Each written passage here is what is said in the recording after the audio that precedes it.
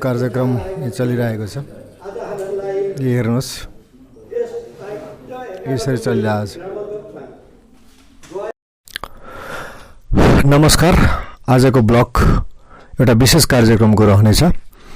यो ग्रामालोक कार्यक्रम हो। साहित्य अकादमीको स्थान राधाकृष्ण प्रणामी मन्दिर पानी भण्डार विश्वनाथ हो र यो अनुपम चिन्तन मञ्च विश्वनाथको सहयोगमा अनुष्ठित भइरहेको छ र आज 19 जुन 2022 आइतबारको दिन र आजको यस कार्यक्रममा विशेषतः कविता वाचन रहनेछ, दलीय नृत्य छ, गीत छ, त्यसपछि कविताहरूको समीक्षा छ, सभासदहरूको पनि यहाँ दुई कुराहरू छन्। यस्तै कार्यक्रम हेरौँ आजको यस ग्रामालोकमा समावेश गरिएको छ।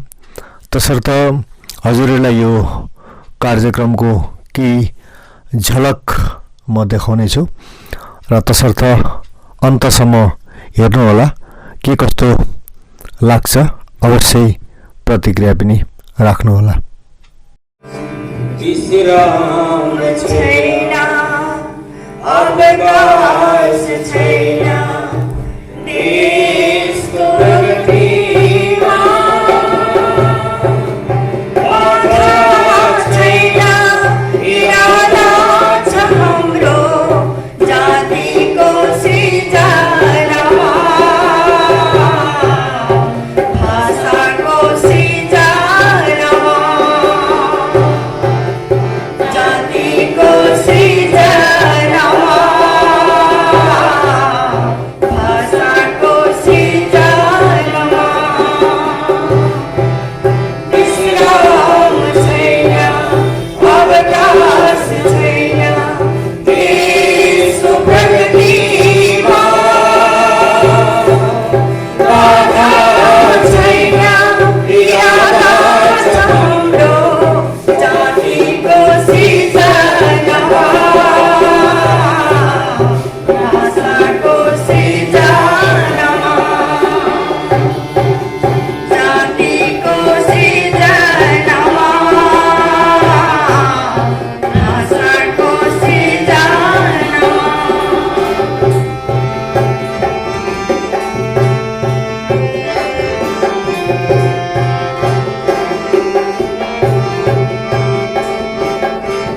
अघि बढौँ हामी एकनिष्ठ भएर, कर्मस्थलीभित्र।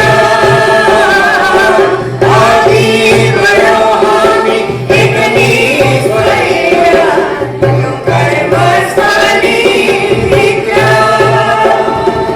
देशको सेवामै सिंगाऊ हाम्रो, देशको सेवामै पूजाऊ हाम्रो, जागृति नै गोर्खा।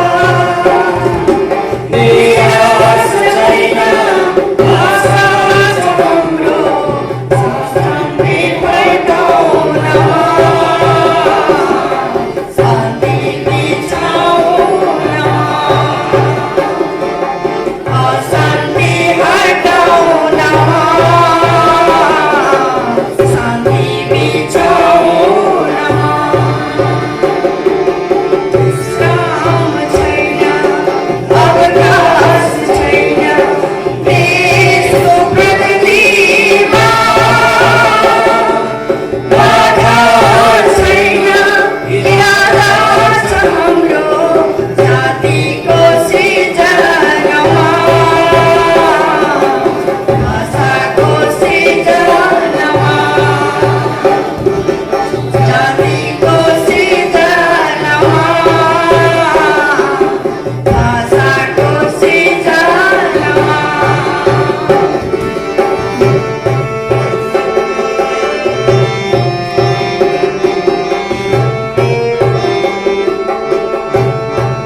मानिसु हामी मनोबल छ हाम्रो, भावनाको शक्ति छ। मानिसु हामी मनोबल छ हाम्रो, भावनाको शक्ति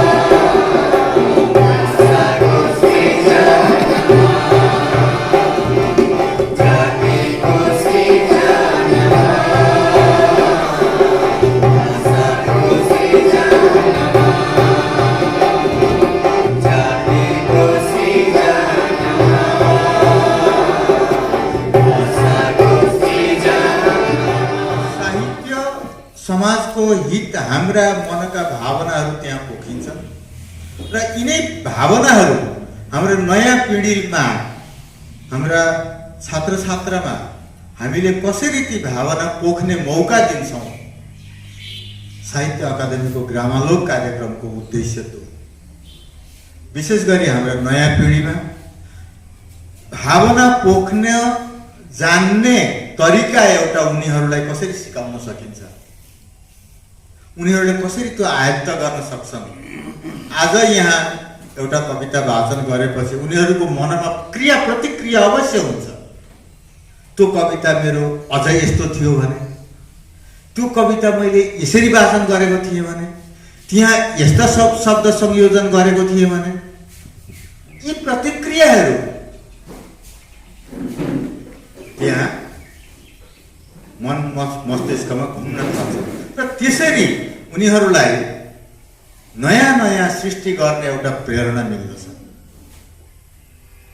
अनि त्यो प्रेरणा कसरी चम्किन्छ भने, जसरी सूर्यको रश्मि माटामा पनि पर्छ, मणिमा पनि पर्छ, समानै पर्छ, तर माटामा पर्दा त्यो चम्किँदैन, मणिमा पर्दा त्यो चम्किन्छ। र यो जुन उनीहरूको प्रतिभा, आज यहाँ कविता वाचन गरेपछि उनीहरूलाई यस्तो एउटा प्रेरणा आउँछ, होइन म फेरि अर्को योभन्दा राम्रो अर्को कविता लेख्छु, यस्ता यस्ता शब्द संयोजन यहाँ अरूको पनि त सुनिन्छ।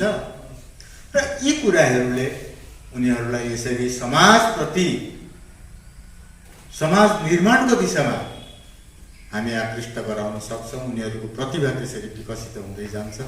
यो प्राथमिक तहमा ग्रामालोकको उद्देश्य र ग्रामालोक कार्यक्रम गर्ने हामीलाई जुन एउटा निर्देशन दिएको थियो, तपाईहरू सकेसम्म ग्रामालोक, खालि त्यसको अब त्यो पर्मिसन लिने, हामी यो ग्रामालोक कार्यक्रम गर्छौँ भन्ने पर्मिसन सम्पर्क गर्नु त्यति नै हो।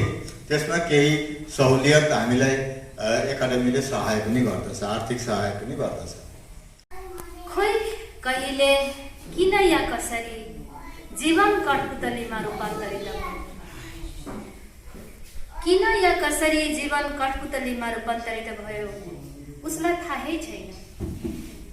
हँसिलो ओठमा लाली टल्किन्छ, हँसिलो ओठमा लाली टल्किन्छ, मृगका जस्ता आँखामा कोरेको काजलले कसैलाई पनि मोहित पार्न सक्छ।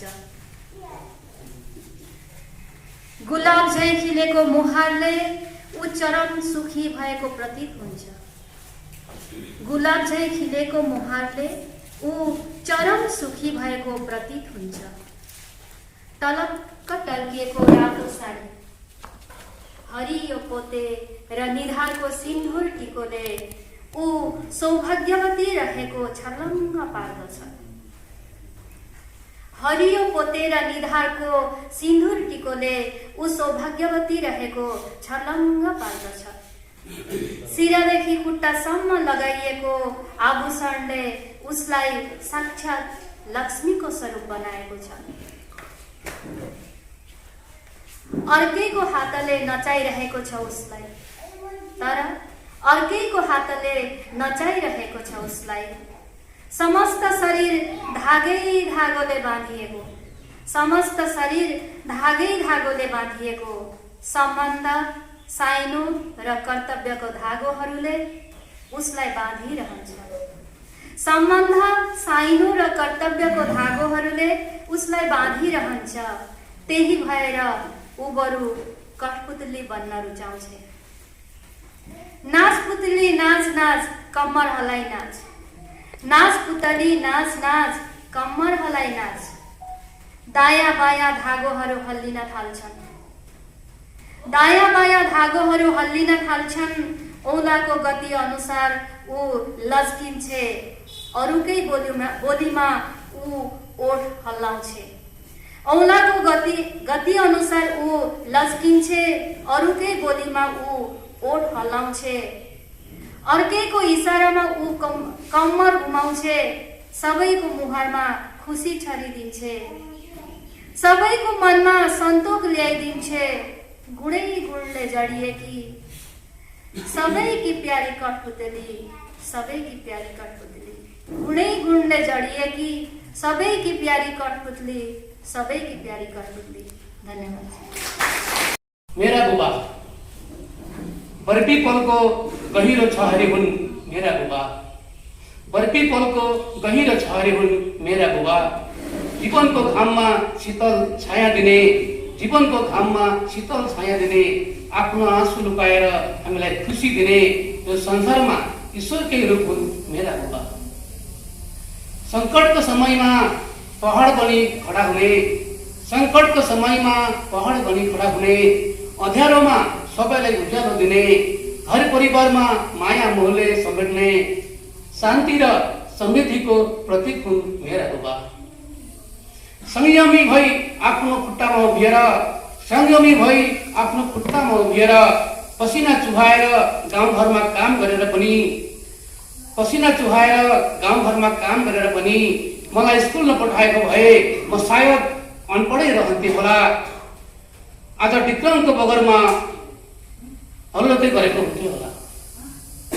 छिमेकमा मरिमराउ हुँदा आफै अघि सर्ने, छिमेकमा मरिमराउ हुँदा आफै अघि सर्ने, बाँस काट्ने, दाउरा समेट्ने र पात्र बनाउने, दुखी गरिबको सहायमा पछि नहट्ने, सायद पीडितहरूको त्राणकर्ता थिए मेरा बुबा।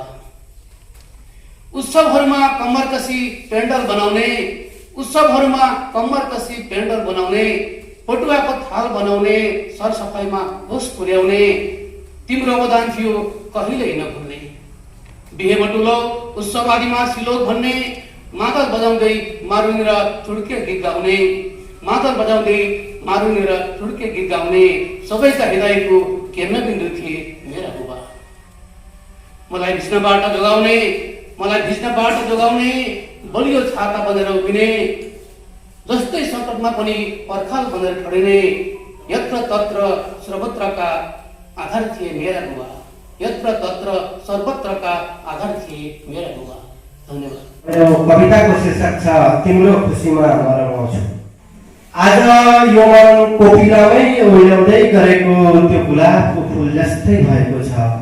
भित्र भित्रबाट ज्वालामुखी विस्फोट भएको आभास पाइरहेको छु। कहिल्यै नसुनेको गीतको धुन मनमनै बजाइरहेको छु। तिमीलाई चाहिने सबै चिजको भारी बोक्न नसकेर भित्र भित्रै मनमा दुःख मानिरहेको छु। त्यसैले त कसैले नसुन्ने गरी चिच्याउन कराउन अनि तिमी नै हराउन मन लाग्छ। आज त्यो सुनौलो पलको खोजी गरिरहेको हुँदा आधा बाटोमा अड्किएको भान हुन्छ। तिमीलाई सम्झिँदै मेरो मन भित्र भित्रै हुन्छ। तिमी आउने बाटोको बिचमा कसैले तगारो लगाएको देख्छु। के यो मेरो भ्रम हो त? किन हो लक्ष्यको बाटोमा जानै नसकिने गरी कसैले ठुलो रूप लडाएको देख्छु। के यो पनि मेरो भ्रम हो त? तिमीलाई थाहा छ आज मेरो मनको बगैँचामा अनगिन्ती फुलहरू ओइलाउन खोज्दैछन्। तिमीले दिएको त्यो उपहार ग्रहण गर्न म किन छटपटाइरहेको छु?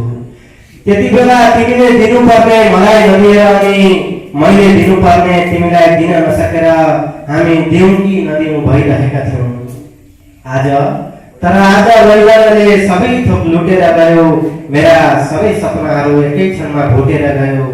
समयको प्रतीक्षा गर्नुपर्दछ भन्ने तिमी अनि समयको काम समयमा गर्नुपर्छ भन्ने म, दुईटैको मत नमिलेपछि।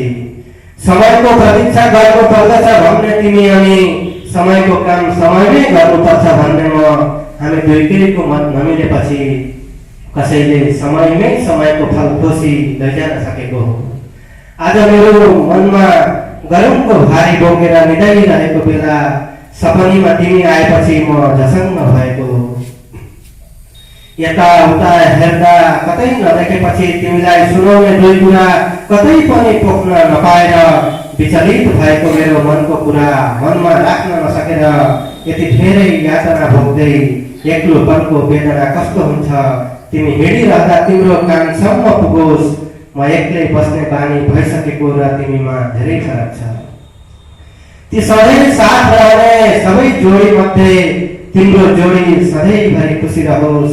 तिम्रा कुनै कुरामा उसको मन नदुखोस्, तिम्रो शुभचिन्तक बनी सबैले साथ देऊन्, तिम्रा हरेक इच्छाहरू पुरा हुन्, कहिल्यै दुःखको आभास नहोस्। शुभकामना छ। धन्यवाद।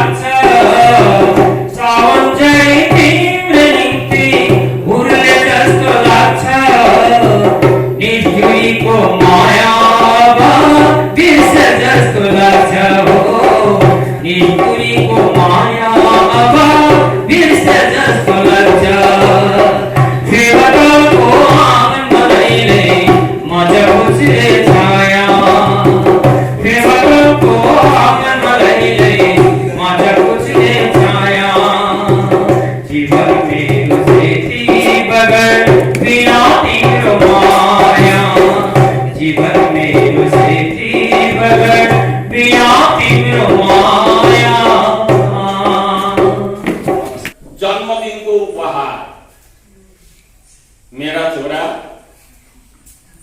मेरा छोरा आज तिम्रो जन्मदिनमा मेरो शून्य मन र रित्ता हातले के उपहार दिनु? मेरा छोरा आज तिम्रो जन्मदिनमा मेरो शून्य मन र रित्ता हातले के उपहार दिनु? मेरा छोरा मलाई सम्झना छ, मेरा छोरा मलाई सम्झना छ मेरो अनुमानित जन्मदिनमा मेरी आमाले ताईमा च्वाई च्वाई पार्दै सेलरोटी पकाएर दियो बाल्दै पूजा गरेको मलाई सम्झना छ मेरो अनुमानित जन्मदिनमा मेरी आमाले ताईमा स्वाई स्वाई पार्दै सेलरोटी पकाएर दियो बाल्दै पूजा गरेको। तिम्रो जन्मदिनमा केक काटेर बलिरहेको मोमबत्ती निभाएर थपडी बजाउँदै ह्यापी बर्थडे टु यु भन्ने परम्परामा म अझै खुला मनले मुछिन सकेको छुइनँ।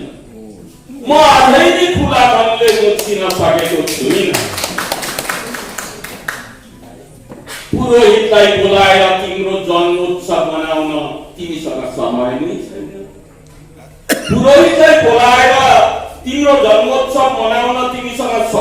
छैन। प्रत्येक नयाँ बिहानीको झुल्के घामदेखि अस्तयसम्म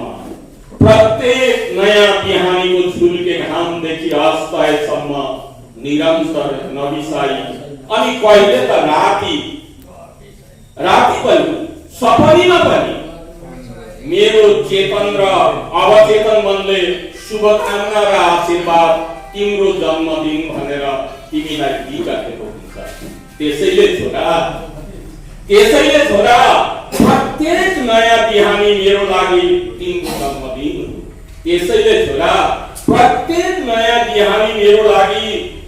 जन्मदिन हो। त्यसैले प्रत्येक बिहानीले तिमीमा नयाँ सोच, आदर्श, आनन्द, खुसी र नवीन उद्यम भरेर तिमीलाई कर्ममुखी बनाओस्। झुल्के घाम बढेसरी तिम्रो यश, कीर्ति र आदर्श जिउने प्रेरणा बनोस्।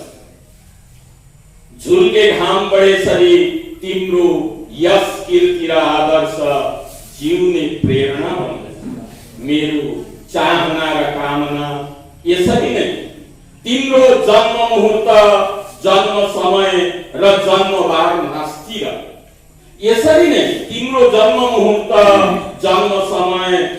जन्मबार मास्तिर प्रत्येक दिन, प्रत्येक घडी, प्रत्येक पलमा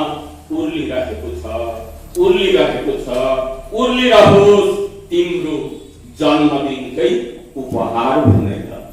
नमस्कार। प्रांशबाट शिलापथारकी चेली एकदम सानी बालक आद्यश्री उपाध्याय डिआइडी जिटिभीले आयोजन गरेको डिआइडी लिटिल च्याम्प्समा टप 5 मा पुगेकी छन्। यो हामीले सबैले थाहा छ र उहाँलाई यस मञ्चबाट सबैले मिस कल दिएर एउटा भोट दिन भन्ने, घरका सबै सपरिवारले एउटा भोट दिनु हो भने निश्चित रूपमा हाम्रो अवदानले हाम्रो सुनाम, हाम्रो जातिको सुनाम, हाम्रो देशको सुनाम हामीपट्टि आउनेछ भन्ने आशा गर्दै म यो मिस कल दिने नम्बर तपाईहरुले नोट गर्न म अनुरोध गर्दछु। 52915240 गहिराइसम्म पुग्नुपर्ने हुन्छ, पतालसम्म पुग्नुपर्ने हुन्छ त्यो खोज्नलाई।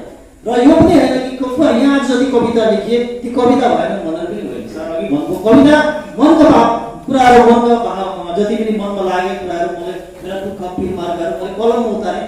मैले जुन कुरा भन्न सकिनँ, सार्वजनिक गर्न सकिनँ केही कुरा मैले कलमले उतारेर मेरो गुनासो त पोखेँ नि। मैले कविता गाएँ, मेरो कोही समाजप्रति कोही कुरा भन्नु थियो, कसैको त्यस्तो त्रुटि थियो भने मैले आफ्नो कलमद्वारा उतारेर मैले कमसेकम त्यो त मैले भोक तिर्खा मारेँ नि। मेरो तिर्खाले गर्दा अरूले पनि त्यो तिर्खा पर्छ भने त्यही नै आफ्नो लेख्नु, त्यही नै हो।